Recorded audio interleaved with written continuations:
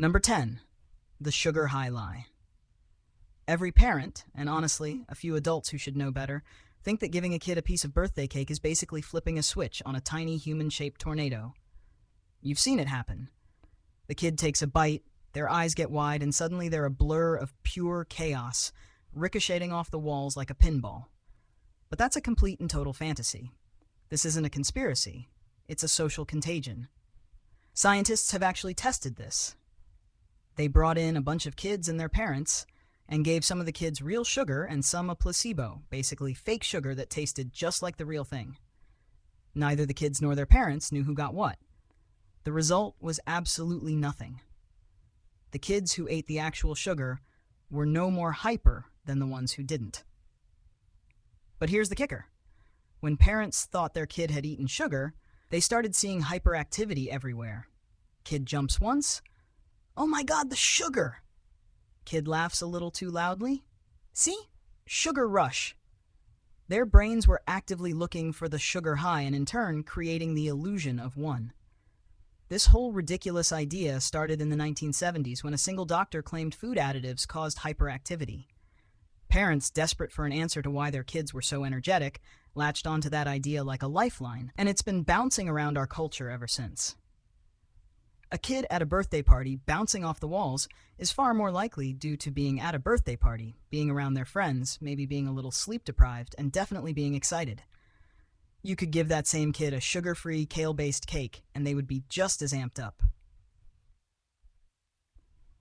Number 9. You've probably heard the classic Hollywood trope that humans only use 10% of their brains. It's the kind of thing that makes you feel like you've got a secret superpower just waiting to be unlocked. Movies have been built on this, where some character takes a magic pill and suddenly they're a quantum physics expert who can also do backflips and speak 7 languages. The truth is, that's about as real as saying fish only use 10% of the ocean. Your brain is already going full throttle all the time. Scientists can watch your brain light up in real time with special scanners, and they see activity happening everywhere, all the time. The idea that 90% of it is just sitting there collecting dust is utterly ridiculous. Even when you're sleeping, your brain is a busy little bee, controlling your breathing, managing your heartbeat, and helpfully replaying that one time you tripped in front of your crush in 5th grade. Your brain only makes up about 2% of your body weight, but this overachiever is so busy it uses a whopping 20% of your body's energy. That's like having a tiny 3-pound space heater that eats a fifth of your entire electricity bill just to exist. Evolution doesn't keep useless stuff around. If 90% of your brain was truly doing nothing, nature would have removed it ages ago. We would have just evolved with smaller, more efficient heads. The proof of its constant use is what happens when any tiny part of the brain gets damaged. Even a small injury to a seemingly insignificant area can cause major, life-altering problems.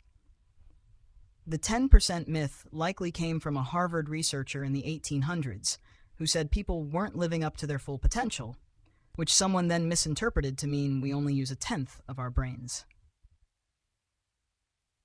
Number 8. Pennies from heaven won't kill you. Somewhere along the way, we all got the idea that if you dropped a penny from the top of the Empire State Building, it would be a tiny, copper-colored ballistic missile. The story goes that by the time it hit the sidewalk, it would be moving so fast it could punch right through someone's skull. It sounds dramatic, doesn't it? Like something out of a ridiculous action movie. But it is, in fact, a complete and total fabrication. When a penny is dropped from that high up, gravity starts pulling it down and it picks up speed. But here's the thing that the myth-makers forget. Air is an empty space. It's a bunch of molecules that are constantly pushing back against anything trying to move through them. When the penny starts moving too fast, this air resistance kicks in. The penny is so light and has such a flat surface that it starts tumbling and spinning like a tiny frisbee. By the time it has fallen only about 50 feet, it reaches what's called terminal velocity, which is just 25 miles per hour. That's slower than the average person riding a bicycle. Getting hit by a penny at that speed would feel like a light flick to the forehead. It would be annoying and maybe a little embarrassing, but certainly not fatal. If you drop that same penny in a vacuum, say in space, it would absolutely reach speeds over 200 miles per hour. But down here on Earth, you're more likely to get seriously hurt by a falling ballpoint pen. Those are aerodynamic enough to act like tiny arrows, which frankly is a much better myth to tell at parties. Number 7. Lightning's repeat offender status. You've heard the old saying, lightning never strikes the same place twice. It's a great little proverb for life, a way of saying that some terrible event is a once-in-a-lifetime thing. But as a scientific fact, it's about as true as the idea that a penny from heaven is going to kill you. In reality, lightning is a total repeat offender. Take the Empire State Building, for example. That thing is a lightning magnet, getting hit around 25 times every single year. It's like a tall metal lightning rod that's just asking for it. But the most spectacular proof of this myth being a lie comes from a guy named Roy Sullivan. Roy was a park ranger in Virginia, and he was struck by lightning not once, not twice, but 7 different times over his career. They called him the human lightning rod, and after the 4th time, his co-workers reportedly started actively avoiding him during thunderstorms. I guess it was a workplace hazard, you know? Like, hey Roy, you heading out for a patrol? We're good, man. We'll just stay inside. Enjoy your day. He survived all 7 strikes, by the way, which is a whole other unbelievable story. So lightning definitely hits the same tall objects repeatedly. If you're the tallest thing around, like a lone tree in a field, you're basically putting out a welcome mat for it during a storm. And just to make things weirder, sometimes lightning can strike miles away from the actual storm. These are called bolts from the blue, because they can literally come out of a clear blue sky. You could be enjoying a sunny picnic when suddenly you're dodging a bolt of lightning that decided to just take a casual 10-mile detour. Number 6. Vikings left their horns at home. Think of a Viking. What do you see? A huge bearded guy with a massive horned helmet, right? It's the image we've been fed for centuries, thanks to every cartoon and movie ever made. But the horned Viking helmet is a complete and utter fabrication. It's one of history's biggest and most enduring fashion lies, a myth so popular it's become a universal truth. This whole thing was made up by theater costume designers back in the 1800s.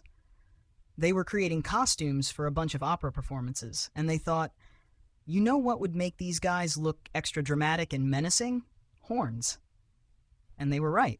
It looked pretty cool. But they accidentally created a historical inaccuracy that has since infected everything from children's books to massive Hollywood blockbusters.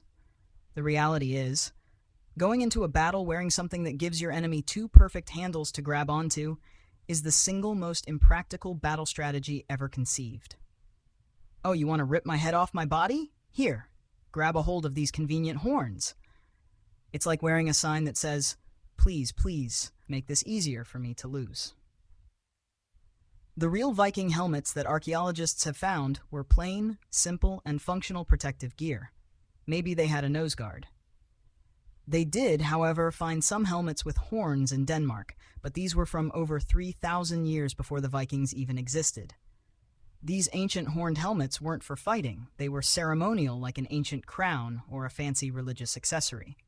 So, some opera costume designer from the 1800s probably saw an illustration of one of these ancient ceremonial helmets and said, perfect, let's give all the Vikings these.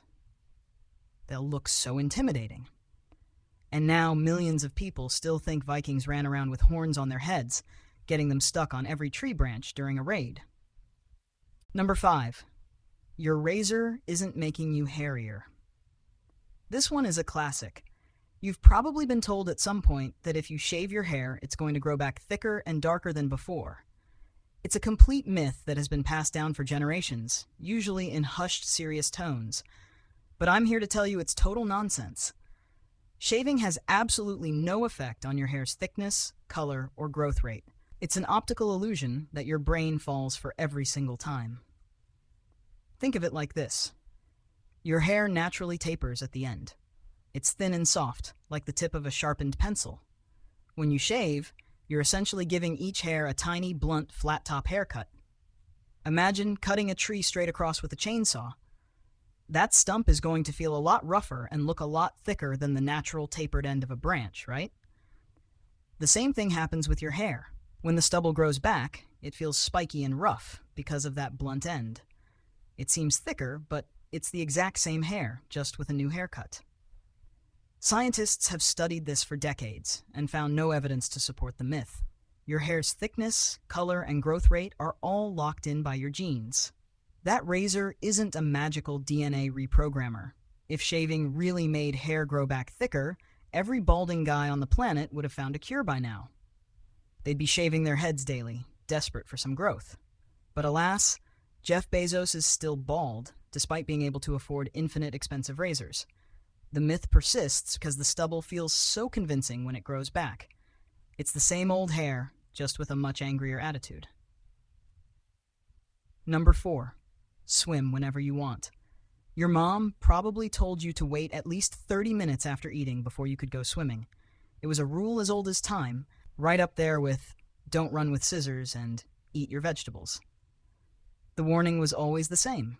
You'll get cramps and drown.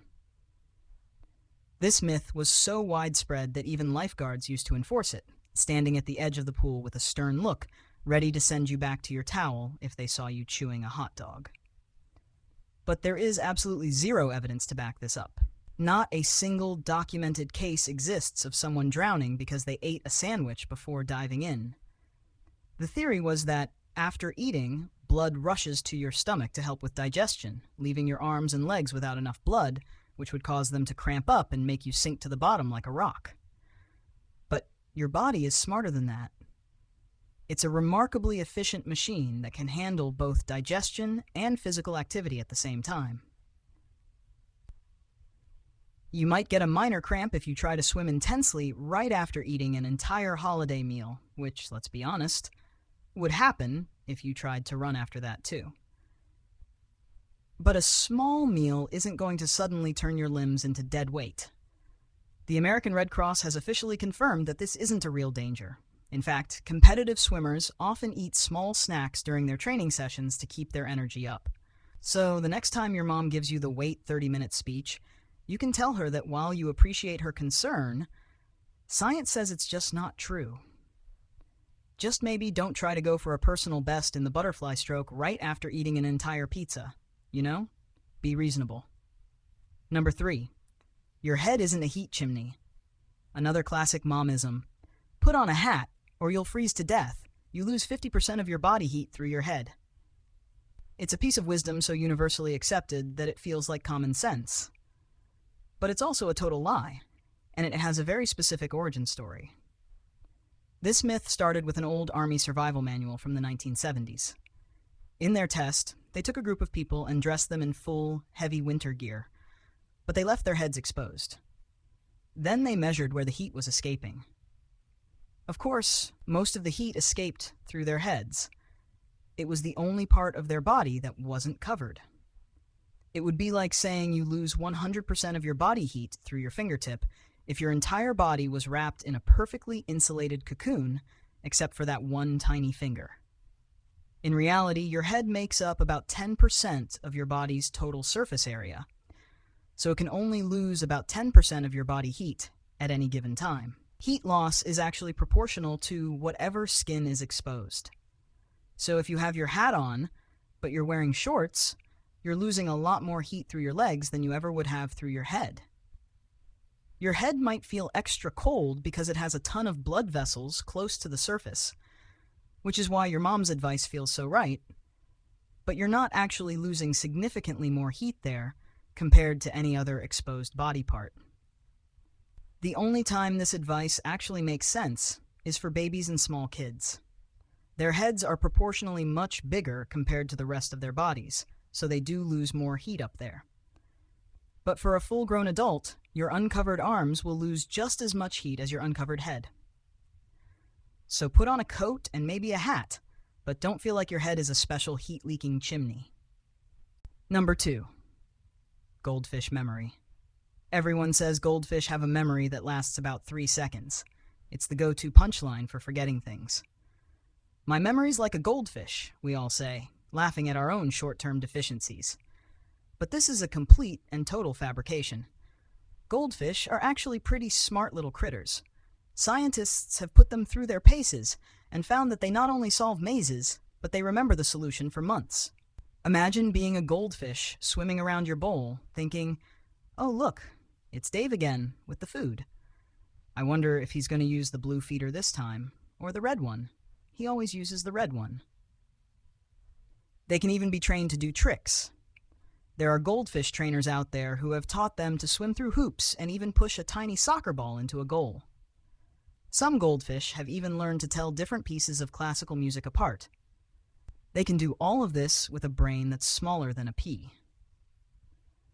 The fact that we've been running around telling this lie for decades is a testament to how willing we are to believe things that just sound right.